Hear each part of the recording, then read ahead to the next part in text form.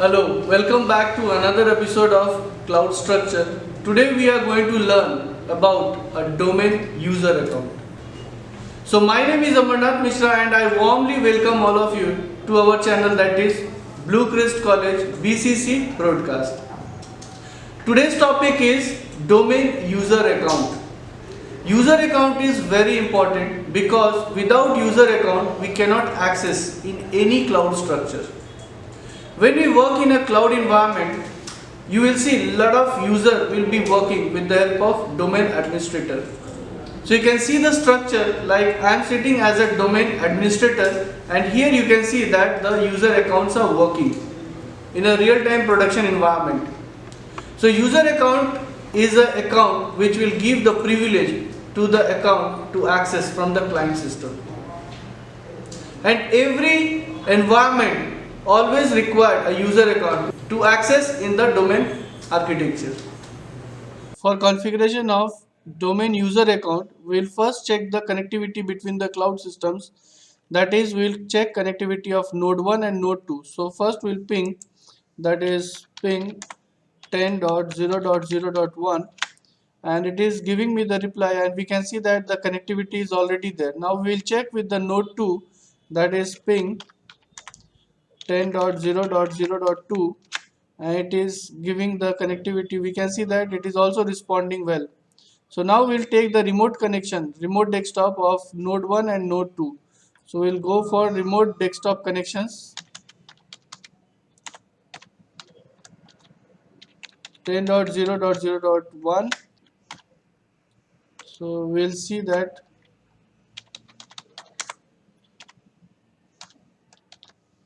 10.0.0.1, and it is asking for the credentials. We'll put the credential,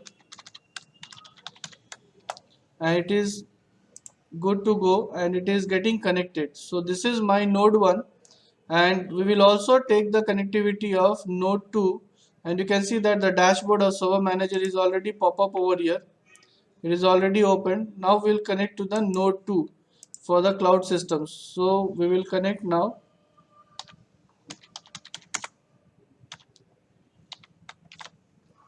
Ten dot zero dot zero dot two, and we will connect to the system. So it is asking me the credential of node 2. So we'll put the password, and it is also going to connect to the server.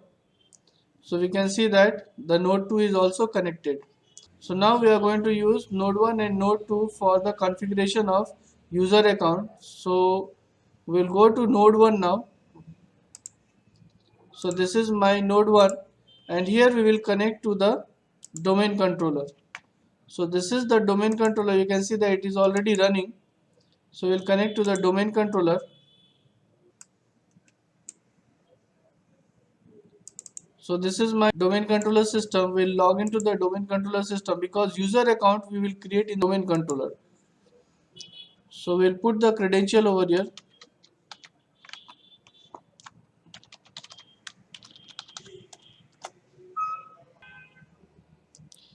So it is connected to the domain controller now. You can see that the domain controller system is already logged in, and here we can see that the system is getting ready. So now system is getting ready. So we can see that the dashboard has appeared over here. So now we'll go to the tools. We'll go to the user account option. So for user account option, we'll go to Active Directory users and computers. We'll click over here. When we come to the Active Directory users and computers, you can see that this is our domain, that is contoso.com. When we drag this, we will go to the user account. So this is the user tab where we have got in the left pan that user tab. We'll go to the right pan, and we can see that there are some users are there. Like you can see that this is one user, Adam is an user, administrator is an user, guest is an user. So now we are going to create a new user account. So we'll select a user tab, we'll right click, we'll go to new user.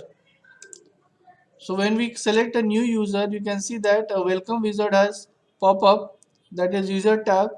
For the account creation, wizard has pop up. So now we'll put the name. So here we will put the name.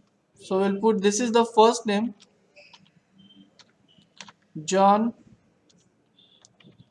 K. This is the initial name, that is the middle name, and it's the last name, that is given name. So John is the first name, Kenny is the initial name, and Harry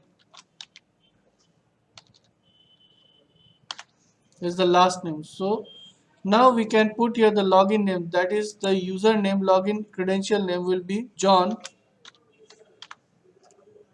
and it will log in into the domain, that is @contoso.com. This is the UPN name, so that user will be able to log into this domain, that is contoso.com. And you can see that the contoso slash, that is for the user credential, that is John, will be the username for this particular account. So we'll move to the next. You can see that it is asking me the password. As per the password policy of domain controller, we need to provide a minimum password for the specified policy, which is defined as per Active Directory domain user. So we'll use this. User must change the password in the next login, and we'll provide a password that is a complex password, which will be used uppercase, lowercase, alphabet, and numeric. So we'll provide password. So it should be at least 8 character. It should be complex password. So we have given a complex password here. We'll move to the next. When user will log in, he will change his password as per his choice. We'll go to the next, and now we can see that the complete details has came over here, and we'll finish this wizard. So we have created this user account, and this user account will be pop up over here. So you can see that the user account has been pop up over here, and this user account can be used to access in the client system. So as we can see that the user was created over here, and similarly this user account will be used for the user to access. So you can see that there are some features of this user account. When we go to the properties, the account has got features like it can be used, the restrictions of the logon hours. So if we need, we can put a user account with the specified days and time, so that it can be able to log in. So by default it is permitted to 24 by 7, but if we need, we can change this schedule as per the time when he is being able to log in. So we can schedule the time as per the scheduled time he can log in to the system. So we'll leave as it is because we want him to log in 24 by 7. It will be permitted to log on anytime. Second thing is there, you can see that log on to, we can also restrict with the user the computers at the client systems. So if there is any client system, whichever the client system will be there, he can log in now all the client systems. But we can also restrict the user with the specified computer, so that he can log in with the specific computer here. So this is the option where we can schedule or select the computer which he can log in. So this is the features of the user account which we use to log in to the client system. So this user account is important to create over here, so that a user will be able to log in from the client system. So we have already created a user account, that is John, the name of John. We have created user account. Now we are going to test this user account to the client system. So we'll go to client system.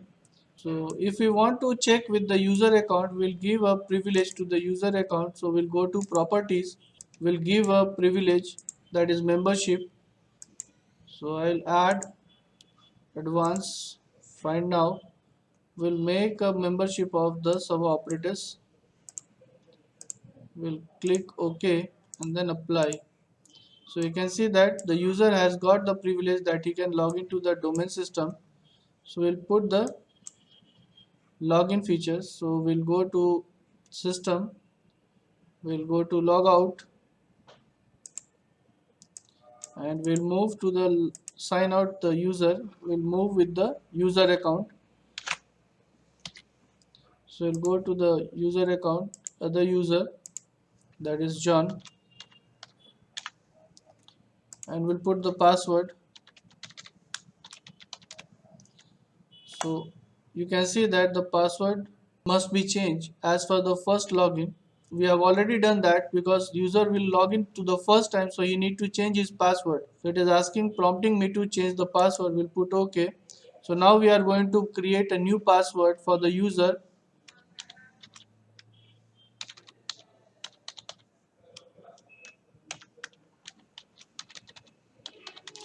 So here also we'll provide the complex password because it will be asking as per the password policy. So we have given a complex password with the new.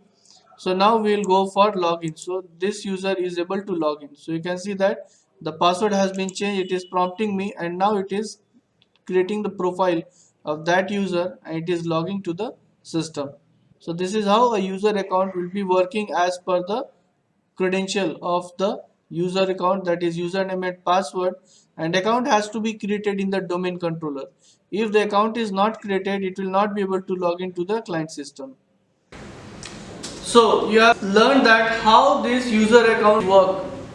In every environment, whether it is a KPO, BPO, corporate, everywhere user account is important. Because without user account, a client system cannot be able to access to the domain. And every cloud structure required a domain environment. So we have learned today that how these user accounts are important and how it functions in the architecture of the cloud structure. So if you want to learn more about the cloud computing, domain structure, Active Directory, please visit to our college, Blue Crest College, 77 Wilkinson Road. Thank you.